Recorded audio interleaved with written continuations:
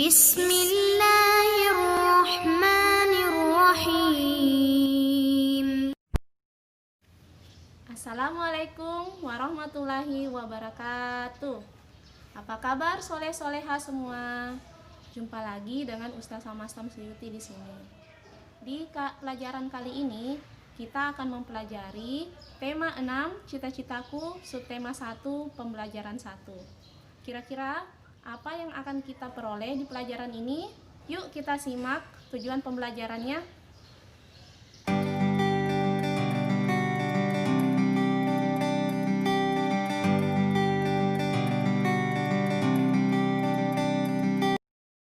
Baik soleh-soleha, kita mulai pelajaran kita dengan memperhatikan gambar berikut. Nah, pada gambar ini kita diminta untuk menuliskan kegiatan atau pekerjaan yang dijelaskan dari gambar, menjelaskan keahlian atau kegiatan sesuai dengan pekerjaannya. Pada gambar pertama, yaitu seorang guru yang sedang mengajar. Aku seorang guru. Kegiatan utamaku sehari-hari adalah mendidik murid-murid untuk berkepribadian baik dan mengajari murid-murid berbagai mata pelajaran dan memastikan semua murid-murid memahami apa yang aku terangkan. Pada gambar kedua, yaitu gambar seorang arsitek. Kegiatan utamanya sehari-hari adalah merancang dan mendesain bentuk-bentuk bangunan. Berikutnya, gambar yang ketiga. Kelihatan sekali ya, gambar seorang dokter hewan. Kegiatan utamanya adalah menjaga kesehatan hewan dan memeriksa, mendiagnosa penyakit pada hewan, kemudian memberinya obat. Selanjutnya, soleh-soleha, gambar seorang pelukis. Terlihat di gambar, dia sedang memegang alat lukis, kemudian menggerakkan kuas ke kanvasnya. Kegiatan utamanya yaitu melukis objek berupa pemandangan alam, wajah seseorang, dan lain sebagainya. Lalu ada gambar seorang pilot. Kegiatan utamanya yaitu mengemudikan pesawat terbang untuk mengantarkan penumpang dari satu tempat ke tempat lainnya. Nah, soleh-soleha, bagaimana denganmu? Kamu pasti mempunyai mimpi dan harapan tentang kegiatan atau pekerjaanmu kelak. Dan itulah yang dinamakan cita-cita. Sekarang, tuliskan tentang cita-citamu, kegiatan utama, dan keahlian yang harus kamu miliki sehubungan dengan cita-citamu itu. Tuliskan di dalam kolom berikut. Selanjutnya, ayo membaca. Udin dan Beni ternyata memiliki cita-cita yang sama. Mereka berdua ingin menjadi seorang guru. Menurut Udin, ia ingin menjadi guru karena gurulah yang membuatnya menjadi selalu ingin tahu tentang banyak hal. Udin menunjukkan sebuah tulisan dari sebuah majalah untuk menjelaskan pendapatnya tentang guru. Berikut teks yang ditemukan Udin. Cita-citaku. Anganku melayang ke masa depan. Aku ingin menjadi seorang guru. Guru adalah pejuang ilmu di garis depan. Guru tanpa pamrih berbagi ilmu. Aku akan berusaha mencapai cita-cita. Takkan lelah aku mencari ilmu. Takkan aku berpangku tangan saja demi tercapainya cita-citaku. Teks berjudul Cita-citaku tersebut merupakan sebuah karya yang disebut puisi. Puisi merupakan salah satu bentuk karya sastra dengan bahasa yang indah dan penuh makna. Ciri-ciri puisi meliputi ada judul, terdapat bait terdiri beberapa baris, keteraturan bunyi vokal, dan menggunakan kata-kata indah. Perhatikan kembali puisi Cita-Citaku. Bunyi vokal dari kata terakhir setiap baris.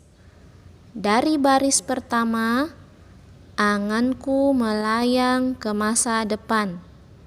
Berarti ini menunjukkan bunyi vokalnya adalah A. Lalu, aku ingin menjadi seorang guru. Ini memiliki bunyi vokal U. Guru adalah pejuang ilmu di garis depan. Ini memiliki bunyi vokal A. Guru tanpa pamrih berbagi ilmu. Ini memiliki bunyi vokal U. Nah, pada puisi tersebut terlihat adanya keteraturan bunyi vokal dari kata terakhir setiap baris. Puisi Cita-Citaku terdiri dari 2 bait. Setiap baitnya terdiri dari 4 baris. Selanjutnya, perhatikan baris-baris puisi berikut. Baris-baris puisi tersebut dapat kita membuat menjadi 1 bait puisi. Baris-baris puisi tersebut dapat kita membuat menjadi 1 bait puisi. Silahkan kalian kerjakan di buku tugas kalian ya. Nah, soleh-soleha, apakah kamu memiliki hewan peliharaan? Apa saja hewan peliharaanmu itu? Dan bagaimana kamu memelihara hewannya? Amati gambar hewan peliharaan berikut. Baik, gambar-gambar tersebut menunjukkan bahwa ada anak-anak hewan dan ada hewan yang sudah dewasa. Artinya, hewan-hewan tersebut mengalami pertumbuhan dan ada tahapan-tahapan yang dilalui oleh hewan itu dari anak-anak hewan menjadi hewan dewasa. Yuk kita mencari tahu tahapan-tahapan pertumbuhan hewannya. Semua makhluk hidup mengalami pertumbuhan dan perkembangan. Hewan dan manusia mengalami beberapa tahapan pertumbuhan dan perkembangan dalam kehidupannya. Tahapan pertumbuhan dan perkembangan hewan membentuk sebuah siklus hidup atau daur hidup. Hewan mengalami tahapan pertumbuhan dan perkembangan yang berbeda-beda. Ada jenis hewan yang mengalami perubahan bentuk di setiap tahap hidupnya. Namun, ada pula hewan yang tidak mengalami perubahan bentuk pada setiap tahapannya, selain bertambah besar saja. Hewan yang mengalami perubahan bentuk pada siklus hidupnya berarti mengalami metamorfosis. Sedangkan hewan yang tidak mengalami metamorfosis dalam siklus hidupnya berarti tidak mengalami metamorfosis. Di antara hewan yang mengalami metamorfosis, ada hewan yang mengalami perubahan bentuk pada setiap tahapannya, dan ada juga yang tidak. Hewan yang mengalami perubahan bentuk pada setiap tahapan pertumbuhan dan perkembangannya dinamakan metamorfosis sempurna. Sedangkan hewan yang mengalami perubahan bentuk hanya pada beberapa tahap tumbuh kembangnya dinamakan mengalami metamorfosis yang tidak sempurna. Jadi, kesimpulannya, siklus hidup hewan adalah rangkaian proses tahapan hidup yang dilalui oleh hewan mulai dari telur menetas bagi hewan ovipar, kemudian atau anak hewan jika hewan vivipar, menjadi masa remaja dewasa atau menghasilkan sel kelamin yang siap dibuahi dan menghasilkan keturunan kembali. Hewan dalam perkembangan dan pertumbuhannya memiliki 2 jenis siklus hidup, yaitu siklus hidupnya mengalami metamorfosis dan siklus hidupnya yang tidak mengalami metamorfosis. Hewan yang mengalami siklus hidup metamorfosis pun masih dibagi menjadi dua lagi, yaitu metamorfosis sempurna dan tidak sempurna. Soleh-soleha, cita-cita adalah keinginan yang bisa menjadi penyemangat dalam berusaha untuk mendapatkan kehidupan yang baik. Cita-cita tidak harus berupa pekerjaan. Cita-cita juga dapat berupa keinginan untuk melakukan kebaikan atau hal yang bermanfaat di masa yang akan datang. Misalnya, kalian ingin menyumbang buku-buku untuk anak-anak yang kurang mampu. Jadi, kejarlah cita-citamu. Harapan dan cita-cita selalu ada bagi orang yang percaya dan selalu bersemangat. Hadapi setiap tantangan dalam hidup dengan niat mencari ridho Allah Subhanahu wa Ta'ala.